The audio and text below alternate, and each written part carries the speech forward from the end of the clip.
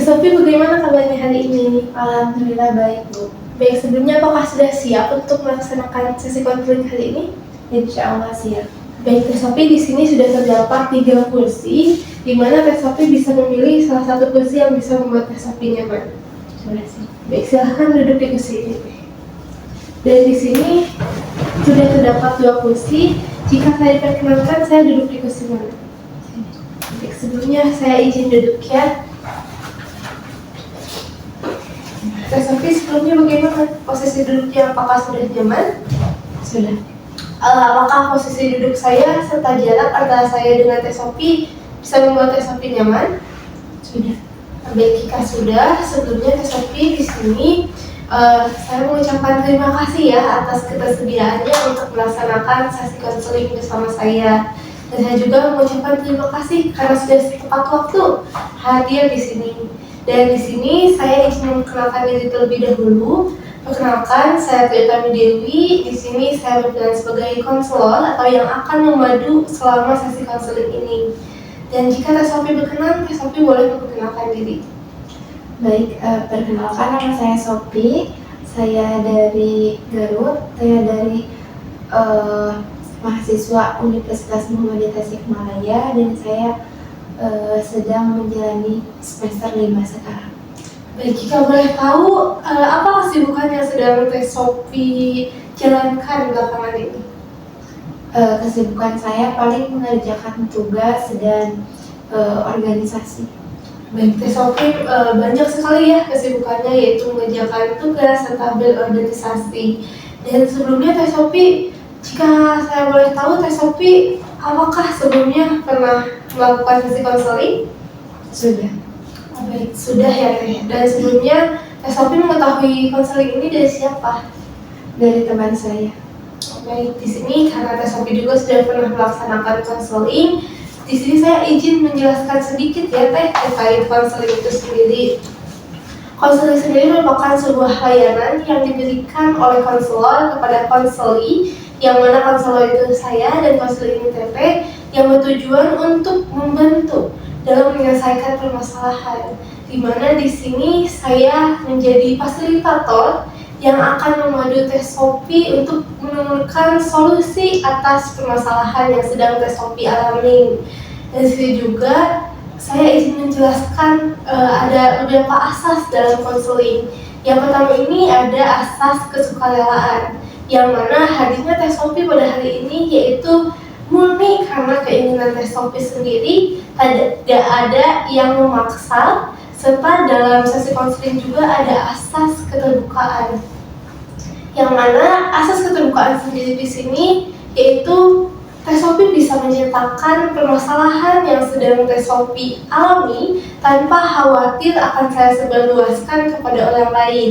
Karena kami juga ada asas kerahasiaan yang insya Allah rahasia atau komunikasi antara Sophie dengan saya akan terjaga. Dan di sini tidak ada yang bisa mengetahui tanpa seizin Sophie. Dan sebelumnya saya izin bertanya kepada Sophie, jika ada dari pihak lain yang ingin mengetahui permasalahan ini, maka pihak siapa saja yang diperbolehkan? Mungkin hanya ibu dan teman dekat saya. Baik, nanti jika misalnya ada ibu dan juga teman dekat Sophie, saya bisa menceritakan kepada mereka. Namun sejauh mana saya bisa menceritakannya Teh? Mungkin hanya sekilas saja. Baik, jika pun mereka ingin mengetahui, saya hanya bisa menceritakan sekilas saja. Mungkin inti-inti dari masalahnya saja ya Teh, atau bagaimana? Iya, intinya saja. Baik, Sophie, sebelumnya saya ucapkan terima kasih atas kepercayaan Sophie terhadap saya. Dan di sini juga saya ingin menjelaskan sedikit ya Teh terkait sesi konseling ini. Sesi konseling ini akan dilaksanakan 4 kali pertemuan, di mana dalam setiap pertemuan akan dilaksanakan 35 sampai 40 menit. Dan di sini saya juga izin kepada Sophie untuk mencatat apakah diperbolehkan Teh? Boleh. Baik, dan saya juga izin untuk merekam sebagai dokumentasi apakah diperbolehkan Teh? Baik, sebelumnya terima kasih ya Teh. Baik Sophie, sebelumnya saya sudah melihat intake inform yang Sophie kirim kepada saya, Bisakah Teh Sophie menjelaskan terkait permasalahan yang sedang Teh Sophie alami? Baik, untuk permasalahan yang sedang saya alami sekarang, saya itu merasa akhir-akhir ini ada sebuah rasa penyesalan yang berlarut gitu atau yang mendalam gitu, karena mungkin sebelumnya ada beberapa kejadian yang mungkin di luar kendali saya. Ada kejadian yang tidak sesuai dengan apa yang Teh Sophie harapkan. Nah, bisakah Teh Sophie lebih menjelaskan secara detail terkait kejadian tersebut, Teh? Iya, untuk kejadiannya, karena sebelumnya itu ada kejadian yang terjadi gitu dalam hidup saya itu melakukan hal yang mungkin spontan atau kayak hal yang tidak dipikir terlebih dahulu gitu, dimana saya itu melontarkan kata-kata yang mungkin tidak dipikir dulu. Nah, sehingga itu mengakibatkan saya itu merasa bersalah gitu dan berlarut-larut kayak merasa kenapa malah ngomong kayak gitu, terus kayak merasa bersalah itu kayak terus berlarut hingga sekarang gitu, dan itu mengakibatkan saya itu selalu kepikiran terus overthinking gitu setiap harinya. Baik, Teh Sophie merasakan penyesalan dan juga bersalah atas ucapan spontan Teh Sophie. Iya, Bu. Nah, karena ucapan spontan atau hal itu terjadi, saya itu tiap hari itu kayak merasa ditakuti penyesalan gitu yang berlarut hingga sekarang, yang mengakibatkan kehidupan saya itu mengganggu. Perasaan menyesal ini terus hadir kepada Teh Sophie sehingga mempengaruhi kehidupan Teh Sophie. Ya, betul sekali. Baik, Teh Sophie, sebelumnya saya izin bertanya, apa dampak yang Teh Sophie rasakan ketika kejadian ini atau perasaan-perasaan ini muncul, Teh Sophie? Pastinya dampak yang terjadi, saya itu selalu, kadang tidak selalu ya, tapi kadang-kadang di waktu tertentu kayak murung, tiba-tiba murung gitu, terus sedih karena keingat sama mungkin penyesalan itu, jadi rasa bersalah itu kayak muncul lagi. Terus tiap malamnya juga kalau misalkan keinget tuh kadang suka overthinking gitu, hingga mengakibatkan aktivitas atau jam tidur saya itu terganggu. Penyesalan ini ternyata sangat berdampak signifikan terhadap diri Teh Sophie, di mana Teh Sophie juga merasa overthinking dan juga murung setiap malam. Baik, Teh Sophie, sebelumnya di sini saya izin merangkum terkait apa yang sudah kita bicarakan sejauh ini, di mana Teh Sophie merasa bersalah dan juga menyesal terhadap apa yang telah Teh Sophie ungkapkan, dan ini tentunya berpengaruh sangat signifikan terhadap diri Teh Sophie, di mana Teh Sophie merasa overthinking, murung, dan juga merasa sedih. Iya, betul sekali. Baik, Teh Sophie, sebelumnya di sini saya izin bertanya, apa tujuan yang Teh Sophie inginkan setelah sesi konseling ini? Pastinya yang menjadi tujuan saya melakukan konseling ini adalah supaya saya itu bisa menerima penyesalan itu dengan ya udah terima gitu kan, kejadian atau hal itu udah terjadi gitu kan, waktu gak bisa diputar kembali, jadi ya udah gitu, gak apa-apa diterima asalkan jangan diulangi lagi kayak gitu. Baik, Teh Sophie, setelah konseling ini ingin menerima semua kejadian tersebut, dan bisakah Teh Sophie mendefinisikan terkait penerimaan itu sendiri? Untuk penerimaan itu sendiri, jadi kalau misalkan penyesalan itu datang, saya itu tidak berlarut-larut dalam merasa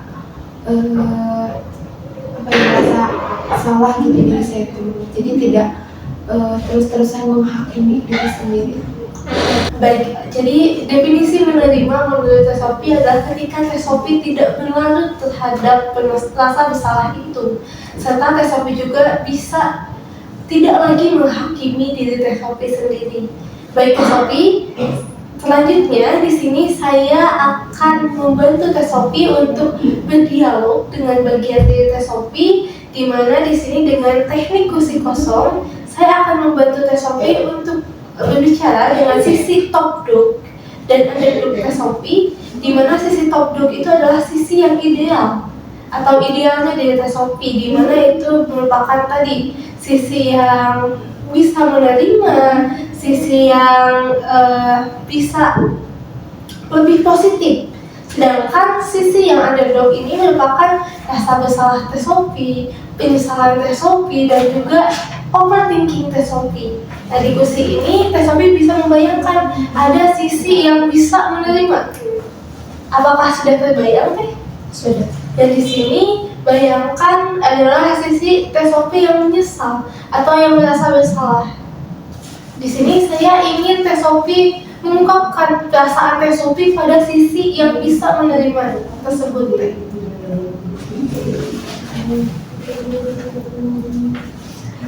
Kenapa saya tidak bisa optimis? Kenapa saya tidak bisa untuk percaya diri? Kenapa saya tidak bisa untuk menerima hal yang sudah terjadi?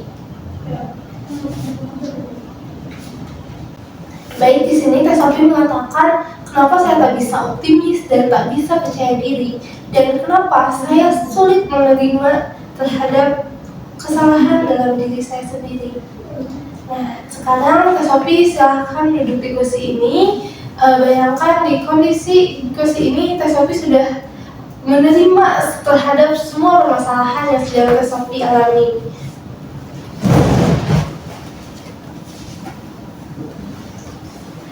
Baik, apakah ini sudah dengan sisi dari Teh Sophie yang menerima? Sudah.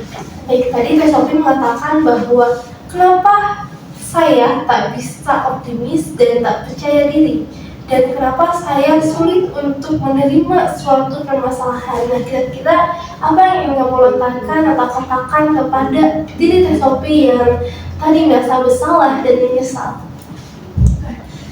Kamu jangan terlalu berlarut dalam kesalahan dan kesedihan, karena kesedihan dan kesalahan itu karena kesalahan dan kesedihan itu harus kita terima, dan kejadian yang mungkin di luar kendali kita itu adalah kuasa Tuhan, dan apa yang bisa kamu ungkapkan atau kamu bicarakan, kamu lebih baik untuk dipikirkan terlebih dahulu, sehingga nantinya kamu tidak membuat penyesalan yang amat berlarut-larut dalam. Baik, sisi menerima Teh Sophie atau sisi top Teh Sophie mengatakan bahwa jangan terlalu berlarut terhadap kesalahan dan kesedihan, karena kesalahan dan kesedihan itu harus diterima. Dan di sisi lain, apa yang di luar kendali atau kuasa Teh Sophie itu adalah skenario yang sudah Tuhan ciptakan. Dan di sini apa yang kamu ungkapkan harus dipikirkan terlebih dahulu agar tidak menyesal di kemudian hari. Baik, di sini setelah tadi mendengarkan hal tersebut, ada tidak yang ingin diungkapkan oleh sisi underdog atau rasa bersalah tersebut? Iya, ada. Baik, jika ada silahkan duduk di kursi tersebut. Baik, apakah ini dengan sisi underdog dari Teh Sophie atau yang merasakan bersalah dan penyesalan? Iya. Baik, tadi sisi top dog atau bagian dari Teh Sophie yang menerima mengatakan jangan terlalu berlarut terhadap kesalahan dan kesedihan, karena kesalahan dan kesedihan itu harus diterima, dan ini adalah skenario yang diciptakan oleh Tuhan. Karena hal yang di luar kendali Teh Sophie itu adalah kuasa dari Tuhan. Dan apa yang kamu ungkapkan harus dipikirkan terlebih dahulu agar nantinya tidak timbul penyesalan di kemudian hari. Nah, kira-kira setelah Teh Sophie mendengarkan hal tersebut, apa yang ingin Teh Sophie ungkapkan kepada diri Teh Sophie yang top dulu?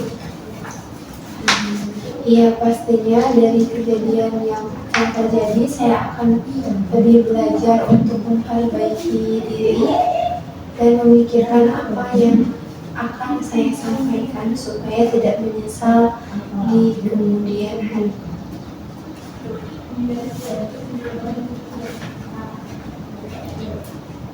Baik, Teh Sophie mengatakan bahwa ya pasti kejadian yang terjadi akan diperbaiki. Dan Teh Sophie juga akan memikirkan lagi agar nantinya tidak menyesal di kemudian hari. Apakah ada lagi yang ingin diungkapkan oleh sisi menerima dari diri Teh Sophie?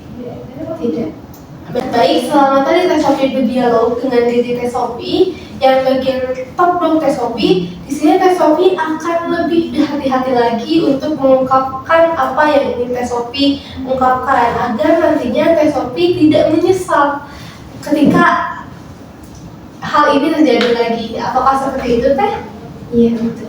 Baik, sebelumnya bagaimana perasaan Teh Sophie ketika berdiskusi dengan diri Teh Sophie sendiri? Iya, pastinya saya lebih bisa mempunyai celah atau jalan gitu terkait apa sih yang menjadi keluh kesah atau penyesalan yang selalu menghantui saya selama ini gitu. Baik, jadi selama Teh Sophie berdiskusi dengan diri Teh Sophie sudah bisa menemukan celah atau jalan terhadap permasalahan yang sedang Teh Sophie alami. Nah, baik Teh Sophie, selanjutnya di sini apa pembelajaran yang bisa Teh Sophie dapatkan selama sesi konseling ini berlangsung? Ya, pastinya dari konseling ini saya belajar bahwa apa yang ingin kita lakukan, apa yang ingin kita bicarakan harus terlebih dahulu kita pikirkan agar tidak menimbulkan penyesalan dan tidak mungkin menyakiti orang lain pastinya. Dan dari konseling ini juga saya belajar bahwa kalau misalkan kita melakukan kesalahan itu juga mungkin di luar kendali kita, di luar kuasa kita. Jadi coba untuk menerima dan untuk memperbaiki diri supaya kita itu menjadi lebih baik dari sebelumnya. Itu Sophie, alhamdulillah ya Teh Sophie sudah mendapatkan pelajaran bahwa sebelum mengatakan sesuatu Teh Sophie akan lebih memikirkan hal tersebut. Dan di sini juga Teh Sophie sudah mulai ada penerimaan terhadap diri Teh Sophie, dan Teh Sophie juga ingin belajar terus ya Teh agar bisa memperbaiki diri Teh Sophie sendiri. Dan di sini apakah ada yang ingin ditanyakan Teh? Cukup. Jika tidak ada yang ingin ditanyakan, di sini alhamdulillah kita sudah berada di akhir sesi konseling kali ini. Sekali lagi saya ucapkan terima kasih kepada Teh Sophie atas ketersediaannya untuk melaksanakan konseling bersama saya. Dan di sini juga saya ucapkan mohon maaf ya Teh apabila selama sesi konseling ini banyak perkataan atau tindakan saya yang kurang berkenan terhadap diri Teh Sophie. Apakah dimaafkan Teh? Dimaafkan. Baik, jika saya dimaafkan, mungkin nanti kita akan ada pertemuan lagi ya Teh di minggu-minggu berikutnya, dan nanti saya akan menghubungi Teh Sophie lagi. Mungkin sekian Teh. Wassalamualaikum warahmatullahi wabarakatuh. Waalaikumsalam warahmatullahi wabarakatuh.